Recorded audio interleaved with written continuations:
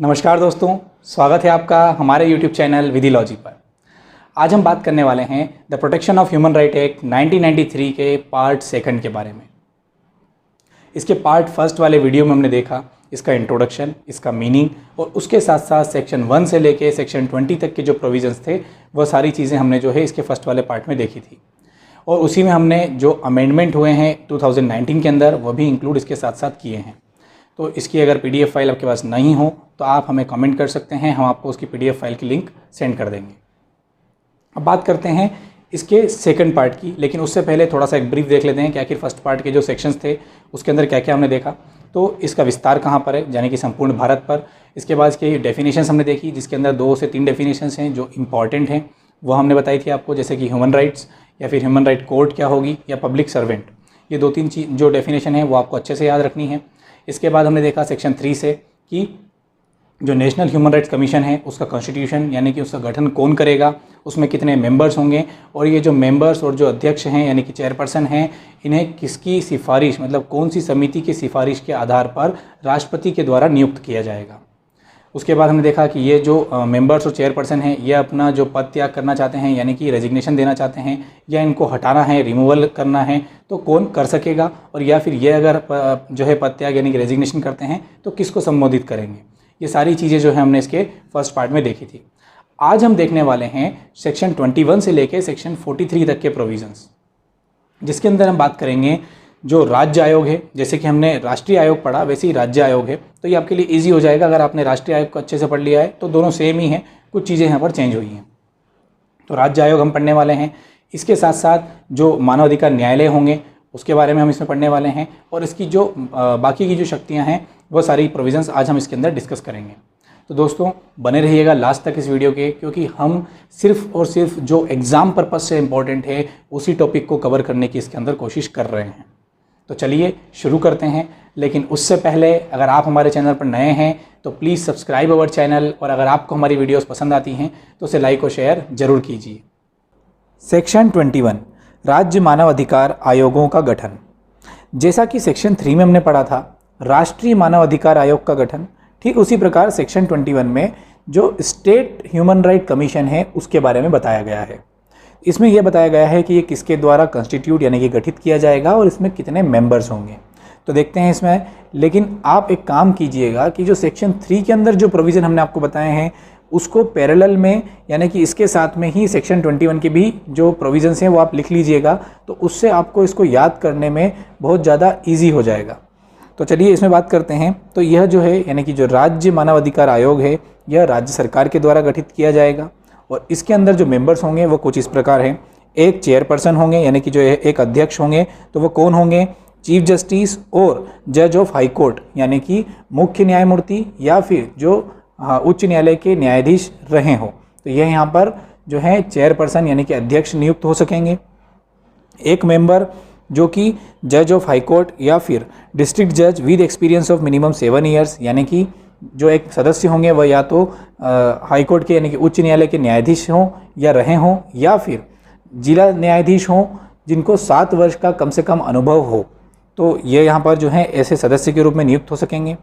एक मेंबर मानव अधिकारों से संबंधित विषयों का ज्ञान रखने वाला जो हो, यानी कि जिनके पास मानव अधिकारों का अच्छा खासा ज्ञान है, बहुत उसके अंदर वो बहुत विख्यात हैं, तो ऐसे व्यक्ति को यहाँ पर एज अ मेंबर नियुक्त किया जा सकेगा। और एक सेक्रेटरी होंगे जो कि आयोग के चीफ एग्जीक्यूटिव ऑफिसर की तरह कार्य करेंगे। तो ये कुछ इंपॉर्टेंट जो पर्सन्स जो इसके अंदर लिस्ट है ये आपको याद रखनी है। जैसा कि राष्ट्रीय मानवाधिकार आयोग के अंदर जो मेंबर्स थे उनकी हमने लिस्ट बनाई है, ये दोनों को आप पैरेलल में रखिएगा, तो इससे आपको याद रखने में बहुत ज़्यादा ईजी हो जाएगा।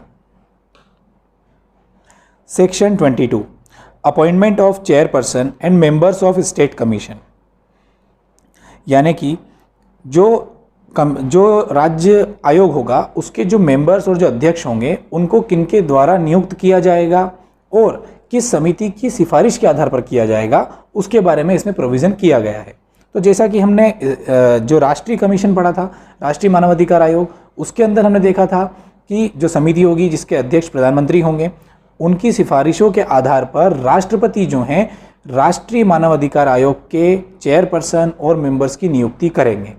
ठीक उसी प्रकार राज्य मानव अधिकार आयोग के अंतर्गत जो है मुख्यमंत्री के अध्यक्ष वाली एक समिति होगी जो राज्यपाल को यानी कि गवर्नर को अपनी सिफारिशें देंगी और गवर्नर जो हैं उन सिफारिशों के आधार पर जो राज्य मानव अधिकार आयोग है उसके चेयरपर्सन और मेंबर्स को नियुक्त करेंगे। तो यही इसके अंदर बताया गया है। अब जो समिति होगी उसमें कौन मेंबर होंगे वो एक बार आप देख लीजिए कि जो समिति होगी उसके जो चेयरपर्सन यानी कि अध्यक्ष होंगे वह चीफ मिनिस्टर यानी कि मुख्यमंत्री होंगे। उनके साथ साथ विधानसभा का अध्यक्ष, राज्य के गृह विभाग का बाहर साधक मंत्री और विधानसभा में विपक्ष का नेता।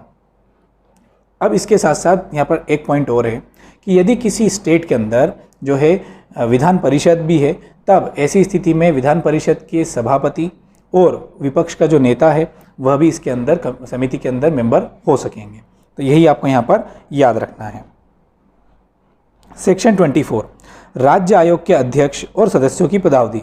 तो जैसा कि हमने राष्ट्रीय मानव अधिकार आयोग के सदस्यों की पदावधि देखी थी, ठीक वैसी की वैसी ही राज्य मानव अधिकार आयोग के जो सदस्य और जो अध्यक्ष हैं उनकी पदावधि है, यानी कि उनके पद ग्रहण की तारीख से 3 वर्ष तक या फिर 70 वर्ष की यानी कि 70 ईयर्स की जो आयु अगर वो प्राप्त करते हैं तब तक वो अपने पद पर बने रहेंगे।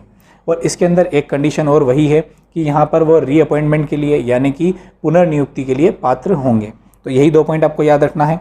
इसके बाद section 28 annual and special reports of state commission. तो जो वार्षिक रिपोर्ट है या विशेष रिपोर्ट है वह राज्य आयोग जो है वह स्टेट को यानी कि राज्य सरकार को भेजेगा। यानी उसे किसी विशेष मामले के ऊपर कोई विशेष रिपोर्ट भेजनी है तो वह वार्षिक रिपोर्ट से पहले भी अपनी जो रिपोर्ट है वह राज्य सरकार को भेज सकेगा। राज्य सरकार ऐसी रिपोर्ट के अंदर यदि कोई सिफारिश की गई है, कोई सुझाव दिए गए हैं तो उसको संज्ञान में लेकर उसके ऊपर कार्रवाई कर सकेगा। और यदि उसके अंदर कोई कार्रवाई करते हैं तो उसे जो है राज्य विधानसभा के सदन के अंदर उसे उस पटल पर उसे रखना होगा। तो आपको सिर्फ यहाँ ये याद रखना है कि कौन से सेक्शन में annual and special reports of state commission के बारे में बताया गया है। तो सेक्शन 28 में। सेक्शन 30 ये सबसे इम्पोर्टेंट सेक्शन है जहाँ से प्रश्न बनने के चांसेस सबसे ज़्यादा हैं, तो इसे याद रखिएगा। सेक्शन 30 में बताया गया है ह्यूमन राइट्स कोर्ट।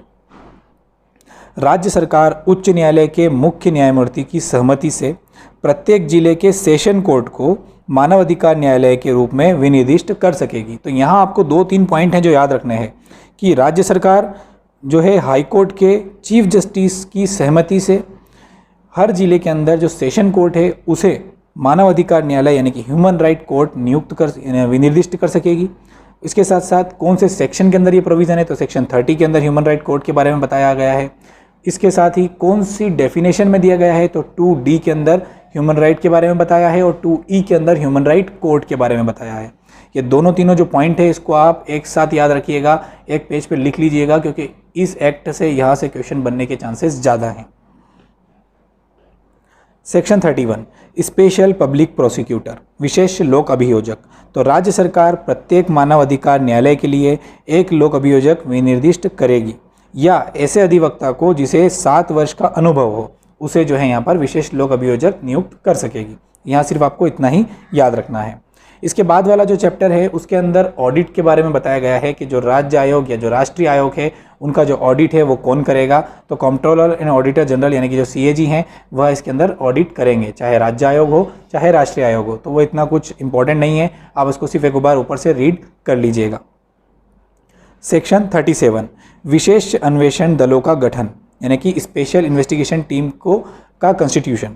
तो इसके अंदर विशेष अन्वेषण जो टीमें होगी इसके अंदर पुलिस अधिकारी नियुक्त किए जाएंगे जो कि यदि कहीं पर मानव अधिकार से रिलेटेड कोई क्राइम हो रहा है या मानव अधिकारों का उल्लंघन हो रहा है तो ऐसे क्राइम्स या ऐसे मामलों की जांच करने के लिए राज्य जो है अपने स्तर पर यहाँ पर टीमें बना सकेगा। तो इसमें ऐसा कुछ इंपॉर्टेंट नहीं है, आपको सिर्फ इतना याद रखना है कौन से सेक्शन के अंदर यह प्रोविज़न किया गया है। Section 38 protection of action taken in good faith यानी कि सद्भावपूर्वक की गई कार्रवाई के लिए संरक्षण। तो यहाँ पर भी आपको याद रखना है कि कौन से सेक्शन में दिया गया है।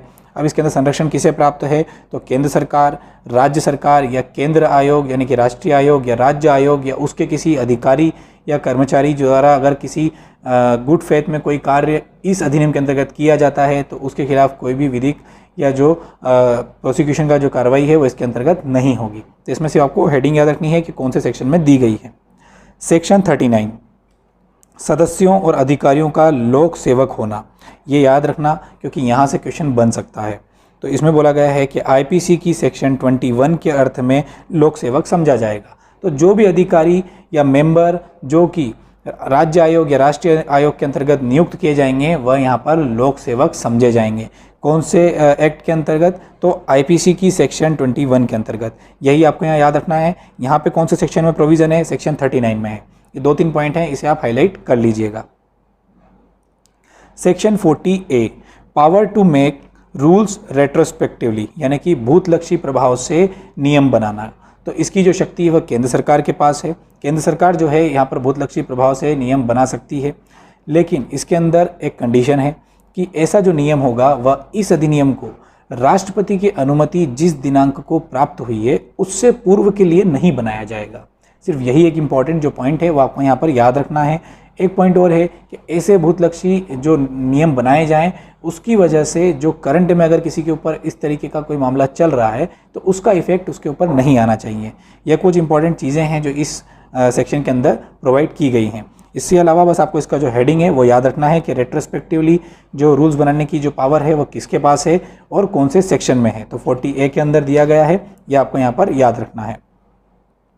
Section 42, power to remove difficulties, यानी कि जो कठिनाइयाँ हैं उनको रिमूव करने की शक्ति किसके पास है? तो केंद्र सरकार के पास है। और जो केंद्र सरकार है वह इस अधिनियम के प्रारंभ से 2 वर्ष तक जो है इस अधिनियम के अंतर्गत यदि कोई कठिनाई आती है, डिफ़िकल्टी आती है तो उसको दूर करने के लिए यहाँ पर नियम बना सकेगी और ऐसे नियम बनाने के बाद उसे संसद के प्रत्येक सदन के अंतर्गत रखा जाएगा।